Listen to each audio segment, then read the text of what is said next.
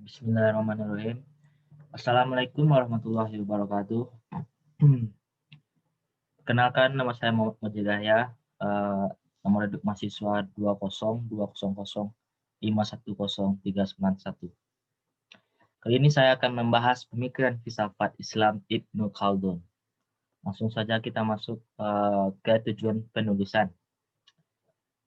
Yang pertama adalah menggali pemikiran Ibnu Khaldun, seorang tokoh intelektual Islam abad pertengahan dalam karyanya yang fenomenal Muqaddimah.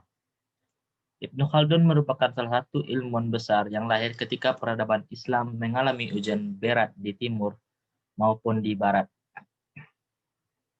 Yang kedua yaitu mengkaji lebih dalam pemikiran Ibnu Khaldun dalam bidang pendidikan sebagai upaya menemukan kembali konsep pendidikan Islam dan melepaskan diri dari dominasi konsep-konsep barat yang cenderung sekuler.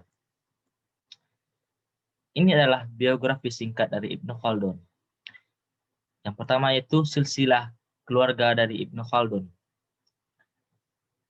Dari Wali al-Din Abu Zaid Abdurrahman bin Muhammad bin Hasan bin Jabir bin Muhammad bin Ibrahim bin Abdurrahman Ibnu Khaldun.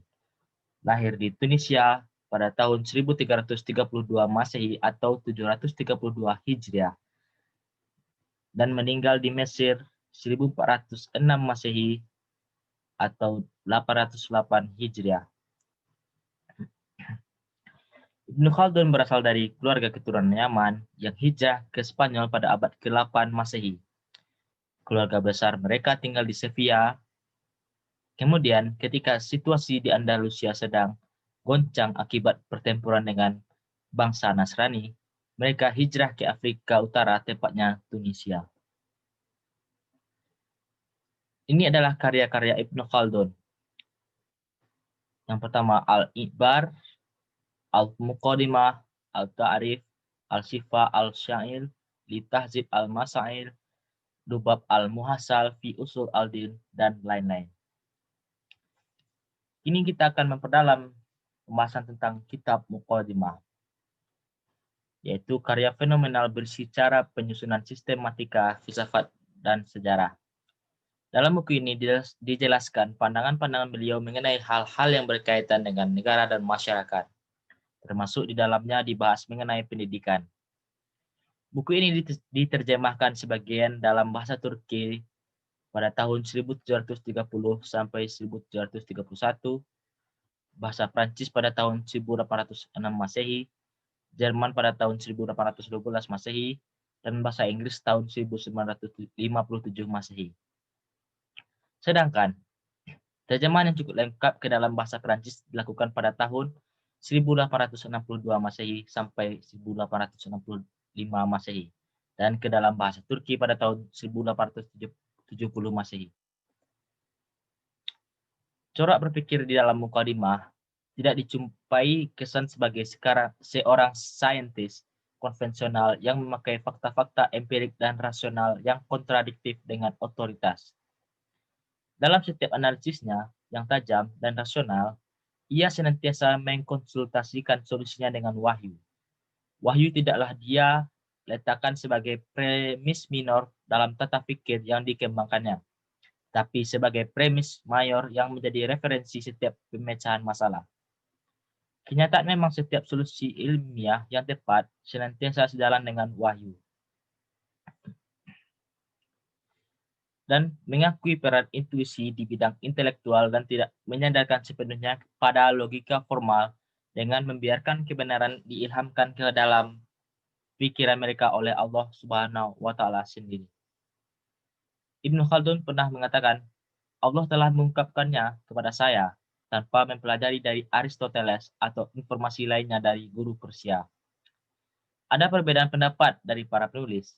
Ibnu Khaldun adalah pengikut Al-Ghazali, dan menurut pendapat lainnya, Ibnu Khaldun adalah pengikut Ibnu Rashid, atau ada yang berpendapat juga ia adalah pengikut kedua-duanya. Selanjutnya kita akan membahas konsep ilmu. Konsep ilmu Ibnu Khaldun yaitu kemampuan fikir yang dimiliki manusia baru merupakan potensi dan akan menjadi aktual setelah sifat kebinatangannya mencapai kesempurnaan di dalam dirinya, dimulai dari kemampuan membedakan. Setelah masa itu, pencapaian yang didapat oleh manusia adalah akibat dari persepsi sensual dan kemampuan pikirnya. Pikiran dan pandangan manusia kemudian akan dicurahkan untuk mencari hakikat kebenaran. Dan selain itu, manusia juga akan memperhatikan peristiwa-peristiwa yang dialaminya yang bermanfaat bagi esensi dan eksistensinya. Akhirnya, upaya mencari pengetahuan tentang hakikat sesuatu menjadi suatu kebiasaan dalam dirinya. Kebiasaan itu disebut oleh Ibnu Khaldun adalah sebagai malakah. Ilmu pengetahuan timbul melalui malakah karena dengannya manusia mampu mengenali gejala dan hakikat segala sesuatu. Setelah itu, jiwa manusia akan tertarik untuk mendalami ilmu tersebut, sehingga ia membutuhkan orang lain untuk melepaskan dahaga keingintahuannya. Dari sinilah timbul pengajaran ta'lim yang merupakan hal alami di tengah umat manusia. Ibnu Khaldun berpandangan bahwa pembendaharaan ilmu manusia adalah jiwa manusia itu sendiri. Di dalamnya, Allah menciptakan persepsi yang bermanfaat baginya untuk berpikir dan memperoleh pengetahuan ilmiah. Manusia dapat memperoleh ilmu pengetahuan melalui naluri yang ditanamkan Allah dalam akal. Apabila tujuan esensial mereka dalam penyelidikannya itu adalah mencari kebenaran, serta mengenuhkan diri pada rahmat Allah. Ibnu Khaldun memandang kebenaran yang hakiki bersumber dari Allah Subhanahu wa taala. Kebenaran bukan hanya ada di dalam realita, melainkan ada kebenaran hakiki yang datang dari Ilahi. Meskipun demikian, pengetahuan yang mungkin didapat manusia dari penyelidikannya hanya sebatas ainal yakin, atau lebih tinggi lagi yang dapat dicapai manusia adalah ilm al yakin. Meskipun mereka berusaha semaksimal mungkin untuk mencapai yang hak al yakin. Selanjutnya itu adalah persepsi supernatural ilahiyah. Ibnu Khaldun melihat ada kawasan lain selain akal dan indera untuk memperoleh ilmu pengetahuan, yaitu supernatural ilahiyah. Di atas alam manusia, ada alam spiritual yang dapat dibuktikan dengan pengaruh-pengaruhnya terhadap manusia dengan kekuatan persepsi dan kehendak yang diberikan kepadanya. Esensi alam spiritual yang merupakan persepsi murni dan pemikiran absolut disebut alam ruh atau malaikat. Untuk mencapai alam tersebut, jiwa manusia suatu waktu harus bisa melepaskan diri dari ikatan fisik atau kemanusiaannya, agar bisa menjadi bagian dari malaikat, dan pada saat yang sama, sifat kemanusiaan pun akan kembali lagi. Keadaan seperti ini hanya dapat dicapai melalui latihan rohani, seperti zikir, puasa, dan bertahajud, sehingga Allah mengajarkan manusia apa-apa yang tidak diketahuinya. Selanjutnya, kita akan membahas klasifikasi ilmu. Yang pertama yaitu ilmu-ilmu nakliyah, bersandar seluruhnya kepada otoritas syariat yang diberikan dan tidak ada tempat bagi akal atau rasio, kecuali apabila akal digunakan untuk menghubungkan persoalan detail dengan prinsip-prinsip dasar. Ilmu-ilmu nakliyah dalam agama Islam merupakan penjelasan bagi agama-agama lain, sebab Islam menghapus agama-agama itu. Setiap ilmu nakli dari agama sebelum Islam telah terhapuskan dan usaha mengkaji kitab-kitab yang telah diturunkan selain Al-Quran telah dilarang oleh syariat. Yang kedua yaitu ilmu-ilmu intelek, atau kita bisa sebut juga dengan ilmu akliyah. Ilmu akliyah adalah ilmu pengetahuan alami bagi manusia melalui bimbingan pikirannya. Ibnu Khaldun berpendapat manusia memiliki persepsi-persepsi yang akan membimbingnya kepada objek-objek dengan problema argumen dan metode pengajaran. Termasuk jenis ilmu ini, yaitu ilmu-ilmu filsafat dan hikmah. Ilmu akliyah tidak dikhususkan untuk golongan tertentu saja, tetapi terbuka bagi siapa saja yang ingin mempelajari dan melakukan riset terhadapnya. Ilmu ini juga sudah terdapat dalam kehidupan manusia sejak awal peradabannya. Ilmu rasional ini mencakup ilmu logika, yaitu ilmu untuk menghindarkan kesalahan pemikiran dalam penyusunan fakta-fakta yang ingin diketahui. Yang kedua, ilmu fisika. Ilmu ini berguna untuk mempelajari substansi elemental yang dapat dirasa dengan indera, seperti benda-benda tambang, tumbuh-tumbuhan, binatang yang diciptakan, benda-benda angkasa, gerakan alami, dan jiwa yang merupakan asal dari gerakan tersebut.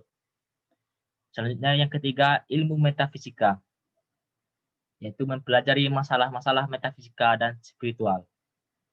Dan ilmu matematika, yaitu ilmu yang mempelajari berbagai ukuran dan memiliki cabang-cabang ilmu. Menurut ilmu Khaldun, astrologi berbahaya bagi peradaban manusia karena ditinjau dari sudut pandang syariat dan kelemahan persepsinya dari segi pemikiran rasional. Begitu juga dengan ilmu sihir dan azimat-azimat.